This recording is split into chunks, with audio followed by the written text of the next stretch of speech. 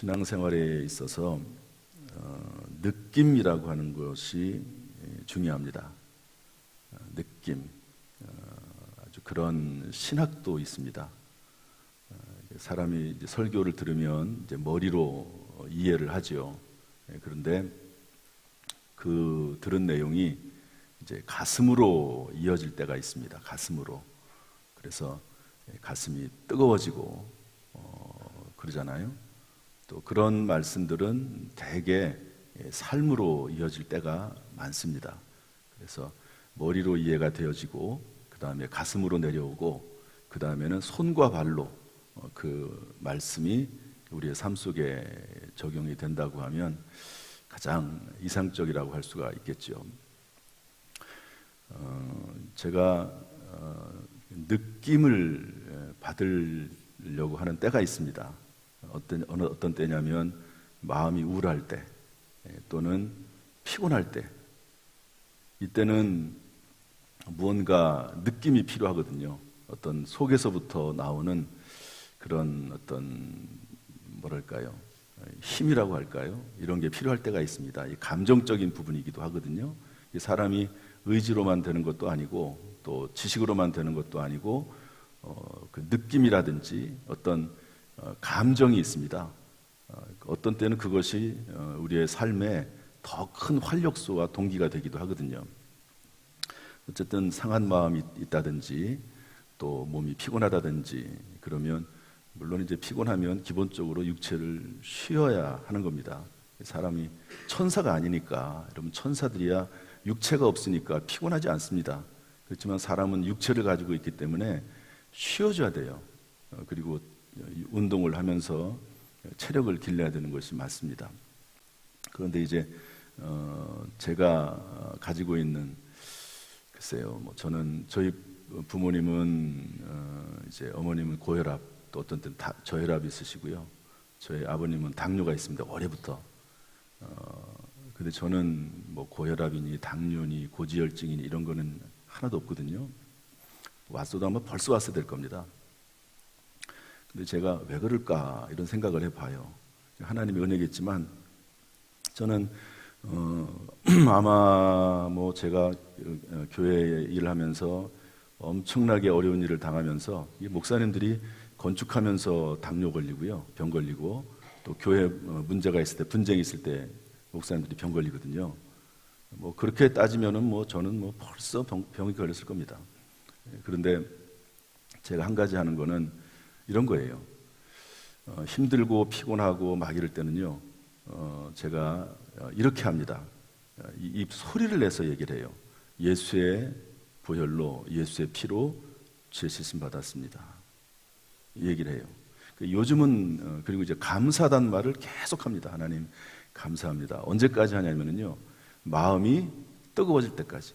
그러니까 여러분 이제 추운 날에 조금 약간 뜨끈뜨끈한 물을 이렇게 마시면 어떻게 되냐면 온 몸에 따뜻한 기운이 쫙 퍼집니다.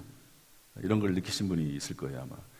그런데 이제 그런 느낌이 들 때가 있어요. 또 그렇게 됩니다. 요즘은 어떤 말을 하냐면 주 예수 그리스도여 자비를 베풀어 주옵소서. 주 예수 그리스도여 자비를 베풀어 주세요.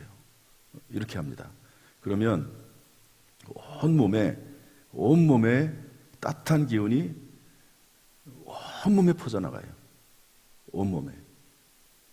그러면 힘이 생깁니다. 뭐 사람마다 전부 다를 수 있겠지만 저는 그렇게 해요. 온몸에 힘이 생겨요. 그리고 우울한 마음이 사라지고 그렇습니다. 힘든 마음, 이런 마음들이 떠나갑니다. 그래서 이게 전부 예수님이거든요. 예수 그리스도의 피로 죄 씻음 받았습니다. 주 예수 그리스도여, 주 예수 그리스도여 자비를 베풀어 주세요. 이렇게 말을 하고 감사합니다. 그리고 또 하나는 저는 찬송을 소리 높여 합니다. 찬송을 어떤 경우에는요, 찬송을 소리 높여 하질 않아요. 보면은 그냥 대충 앞에서 찬송가 따라하니까 그냥 거기에 그냥 자기 소리, 자기가 찬송을 할 때 내가 지금 힘을 다해서 찬송을 한다 하는 것이 느껴집니다. 그냥 대충 설렁설렁 그냥 따라서 하는 찬송하고 내가 힘을 다하여서 하나님 앞에 찬송한다는, 그거는 차이가 있습니다. 그런데 힘을 다해 하나님을 찬송하면요, 가슴이 뜨거워져요. 하나님 주시는 힘이 있습니다. 이게 찬송의 능력이거든요. 찬송할 때도 그냥 대충 설렁설렁 그냥 찬송하는지 마는지 시간 때우듯이 이런 식으로 찬송하면 안 됩니다. 찬송할 때 성령이 임하고 찬송할 때 악한 영이 떠나간다는 믿음을 가지고, 그런 마음을 가지고 찬송해야 되는 거지, 그냥 대충 그렇게 찬송하면 큰 의미가 없습니다. 그래서 은혜를 받는 것이 느낌도 있다. 배우는 것도 있지만 지식적으로 느낌도 있다.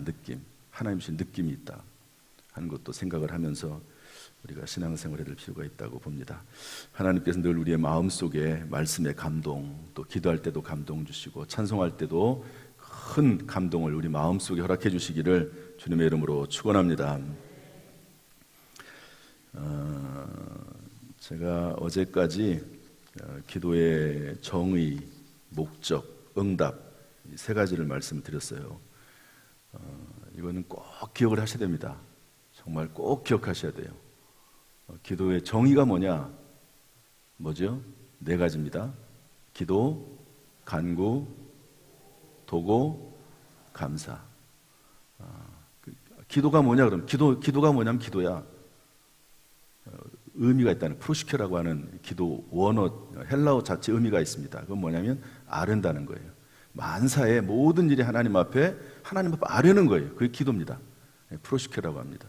데이시스는 그러다가 하나님 앞에 특별히 뭔가 문제가 있거나 그럴 때 간구하는 거, 이걸 데이시스라고 합니다. 중국에도 보면은 단어 자체 의미가 있듯이 헬라어에도 단어 자체 의미가 있습니다. 데이시스. 도고는 다른 사람을 위해서 기도하거나 간구한 것을 말합니다. 엔툭시스라고 합니다. 감사하는 것은 이것은 유카리시스라고 하는데요. 카리스라는 게 은혜거든요. 카리스. 그래서 제가 가끔 가다가 카리스 주석 이런 얘기하는데 카리스가 은혜라는 말입니다. 그러니까 하나님이 나에게 주신 은혜를 기억하는 거예요. 그게 감사합니다. 과거에 하나님 나에게 주셨던 은혜를 기억하고 생각하고, 또 성경에 나와 있는 하나의 은혜를 기억하고 생각하고, 그럼 감사가 되거든요. 그러면서 기도하면서 감사하고, 감사하면서 기도하고, 이것 자체가 귀중한 겁니다. 그냥 뭔가를 내가 얻는다 이것보다도 그 자체가 우리에게 은혜요, 그 자체가 우리에게 능력이 되는 거거든요. 이렇게 우리의 기도가 있길 바라고요. 시간상 다른 내용은 아무튼 중요합니다. 기도의 목적은 동행이다. 문제 해결이 아니고, 최종 목적이 아니고 동행이다. 기도의 응답은 하나님께서 뭘 주신다고요? 하나님 뭘 주신다고요? 가장 좋은 것을 주신다. 아무튼 기도의 응답은요, 내가 원하는 걸 주시는 게 아니에요. 나에게 가장 좋은 것을 주십니다. 좋은 것을. 저는 삼수했습니다. 대학 삼수. 2번 떨어지고 3번째 붙었거든요. 저는 대학을 2번 떨어지고 3번째 들어간 게 저에게 가장 큰 복 중에 하나입니다. 그래서 저에게 얻는 은혜와 축복이 얼마나 많은지 몰라요. 하나님께서는 바울의 기도도 거절이라고 하는 응답을 하셨지만 모세의 기도도 거절이라는 응답을 하셨습니다. 가나안 땅에 40년 동안 광야 생활하다가 가나안 땅 바로 앞에서 가나안 땅에 들어가게 해달라고 하나님께서 하나님께 요청했는데 하나님이 거절이라고 응답하십니다. 왜? 그것이 이스라엘 전체 공동체를 위해서, 또 모세를 위해서 좋기 때문에 그렇게 하시는 거거든요. 그래서 기도의 응답을 받는다는 것은 내 뜻대로, 내가 원하는 대로 되는 것이 되지 않으면 기도 응답받은 것이 아니고, 하나님께서 원하시는 방법대로 인도해 가고, 그 과정을 내가 깨닫는 겁니다. 과정을. 하나님이 내가 원했던 건 이거였는데 하나님이 보니까 결국에는 이렇게 하셨는데 이게 더 좋은 거였구나 하는 것을 깨달아가는 과정. 이걸 몇 번 경험하다 보면 어떻게 됩니까? 하나님께서 가장 좋은 것을 주시는구나. 문제에 대해서 염려하지 않게 되고, 걱정하지 않게 되고, 그리고 하나님 앞에다 맡겨드리는 삶이 가능해지는 겁니다. 그 과정을 통해서 기도를 배우고 신앙을 배우고 하나님과 동행하는 것을 배우게 된다 하는 것을 이해를 해야 됩니다. 이런 기본적인 내용을 가지고 일단은 중요한 기도의 단계를 좀 살펴보려고 합니다. 기도에는 3단계가 있는데요. 오늘은 첫 번째 단계에 대한 내용을 좀 배우고 그 다음에 점점 3단계까지 배우도록 하겠습니다. 첫 번째는 여기 나병 환자가 나오는데요. 우리 40절 말씀 한번 읽어보겠습니다. 40절 말씀 다 같이 시작. 한 나병 환자가 예수께 와서 꿇어 엎드려 간구하여 이르되 원하시면 저를 깨끗하게 하실 수 있나이다. 나병 환자는 흉측하지요, 그 모습이. 그리고 저주받은 병이라고 해서 사회적으로 격리를 시켜버렸습니다. 그러니까 가족을 떠나서 얼마나 외롭습니까? 참 불쌍한 인생이죠. 소망도 없습니다. 이 당시에는 소망도 없어요. 그런데 예수님이 오셨다는 말을 듣고 그들이 예수님 앞에 꿇어 엎드립니다. 이것은 뭐냐면요, 목숨, 죽음을 내놓은 일입니다. 죽음을. 동네 사람 앞에 나오면 돌에 맞아 죽거든요. 그런데 목숨을 걸고 예수님 앞에 나와서 무릎을 꿇고, 만약에 여기에서 어떤 결정이 나지 않으면 나는 죽는다, 죽어도 좋다, 이런 의미를 가지고 있습니다. 그래서 원하시면 저를 깨끗하게 할 수 있습니다. 그랬더니 예수님께서 41절 42절 말씀 보면 불쌍히 여기셨습니다. 그리고 그를 손을 대셨어요. 손을. 문둥병자 나병 환자에게 손을 대시면서 예수님께서 얼마나 불쌍하겠습니까? 참 고통당하는 모습을 보면, 더구나 나병 환자 같은 이런 사람 보면 얼마나 불쌍합니까? 소망도 없고 사회적으로 격리되고 가족을 떠나고.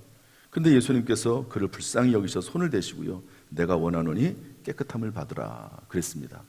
그랬더니 곧 나병이 나아서 깨끗해졌다, 성경은 기록을 하고 있습니다.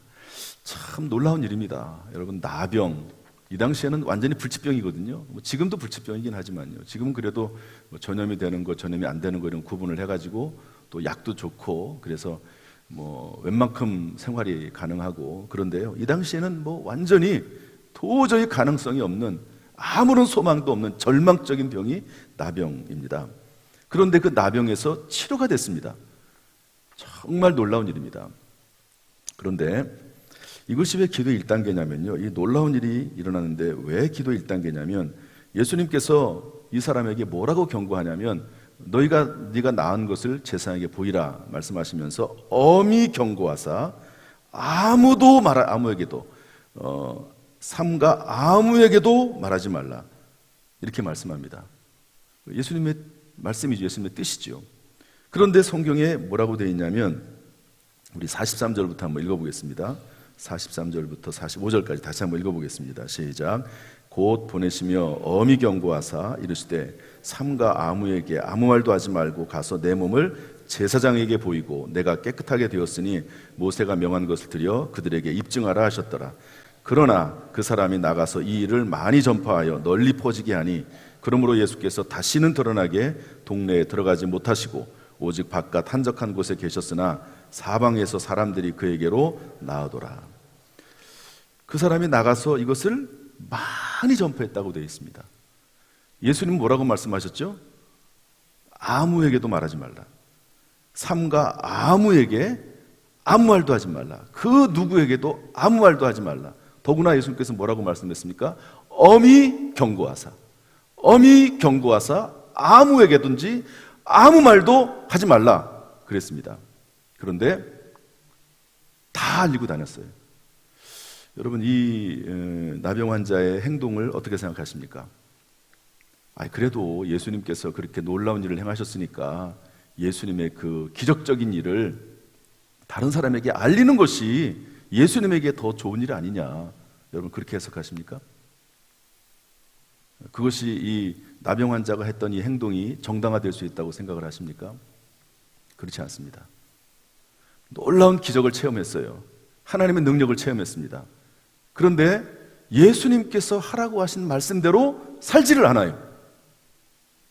신앙생활을 10년 하고 20년 하면서 하나님의 말씀을 깨닫기도 해요. 또 기도하면서 응답도 받아요. 병치료도 받기도 해요. 그런데 하나님 말씀대로 안 살아요. 예수님 말씀대로 살지를 않아요. 여러분, 이것이 어떻게 생각하십니까? 나는 이것을 뭐라고 말하냐면 자기 뜻이라고 합니다. 자기 뜻. 내 뜻대로 사는 거예요.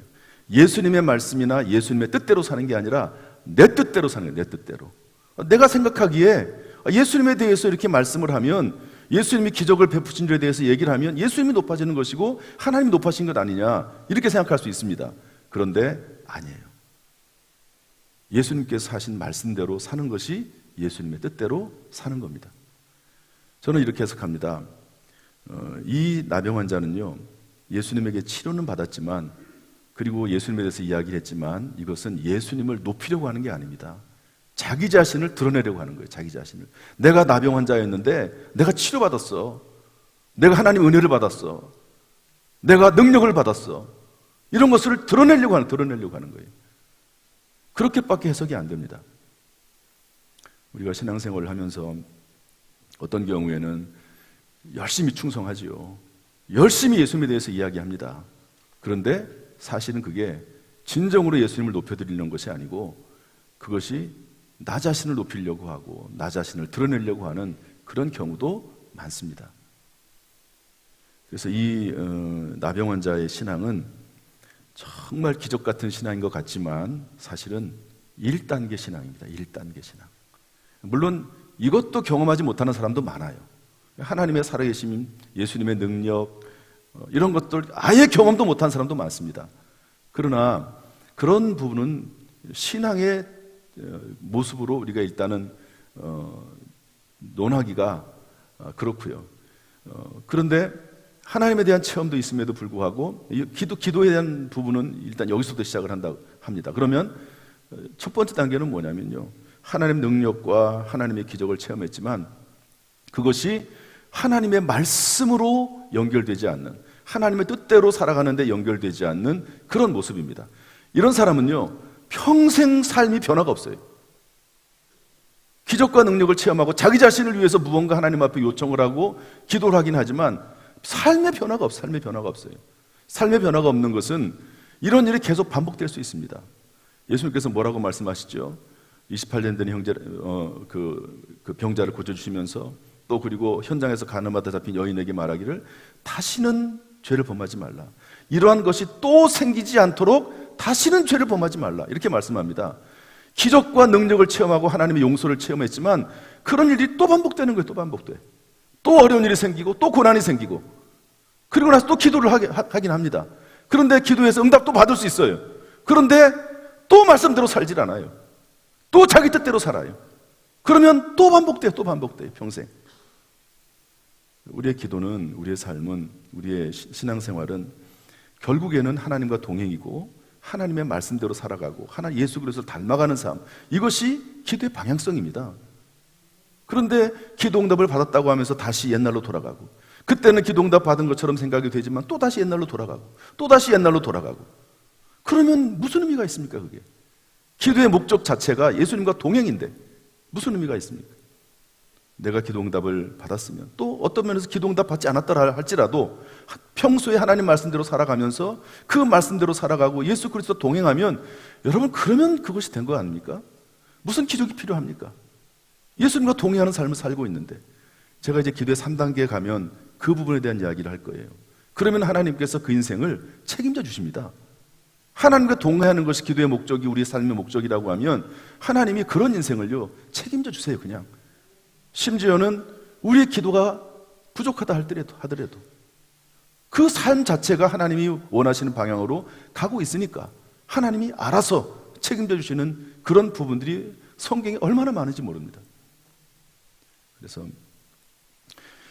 기도 자체가 중요한 게 아니고, 기도를 통해서 예수 닮아가고, 기도를 통해서 말씀 따라 살아가고, 기도를 통해서 예수님과 동행하게 되는 이런 삶이 중요하다 하는 것을 알 수가 있습니다.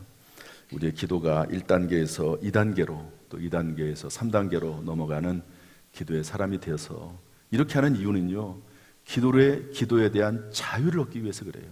기도에 대한 자유, 또 기도에 대한 기쁨, 하나님과 동행하는 것에 대한 기쁨, 그러면서 하나님의 살아계심을 경험하고 또 하나님의 상주심을 경험하고 늘 하나님과 동행하면서 하나님의 위로와 소망을 가지고 살아가는 삶, 그 삶 자체가 중요한 것이지 뭐를 문제 해결받고, 이것은 2차적인 문제입니다. 하나님께서 해결하시고자 하시면 문제 해결을 못 하시겠습니까? 무엇을 못 주시겠습니까? 하나님 앞에 기도하는 가운데 주님의 뜻을 분별하고 말씀대로 살아갈 수 있는 그런 삶이 될 수 있기를 주님의 이름으로 축원합니다. 이런 삶을 하나님께서 살 수 있도록 도와주시기를 주님의 이름으로 축원합니다. 우리에게 자유와 평안이 넘치기를 주님의 이름으로 축원합니다. 기도하겠습니다. 하나님 아버지, 남영 환자가 불치병에서 치료가 되고 상상할 수 없는 놀라운 기적을 체험했지만 삶이 변화되지 않았습니다. 자기 뜻대로 사는 것을 예수님의 뜻대로 산다고 착각하고 살았습니다. 하나님, 우리를 불쌍히 여겨주시어서 우리를 도와주셔서 하나님이 기도 응답하시되 그 기도 응답이 예수 그리스도를 닮아가고 하나님과 동행하는 삶이 될 수 있도록 주여 인도하여 주옵소서. 참으로 신앙생활이 우리에게 자유가 되게 하시고 평안이 되게 하시고 주여 이 땅에 나그네로 살아가는 동안 하나님 앞에 감사가 될 수 있도록 인도하여 주옵소서. 성령 하나님, 우리를 만져주시기를 원합니다. 예수님의 이름으로 축복하며 기도하옵나이다. 아멘. 이제는 우리 주 예수 그리스도의 은혜와 아버지 하나님의 무한하신 사랑과 성령님의 감동, 감화, 은혜, 축복, 교통하심이 우리 모든 성도들에게 평생 함께 하시기를 간절히 축원하옵나이다. 아멘.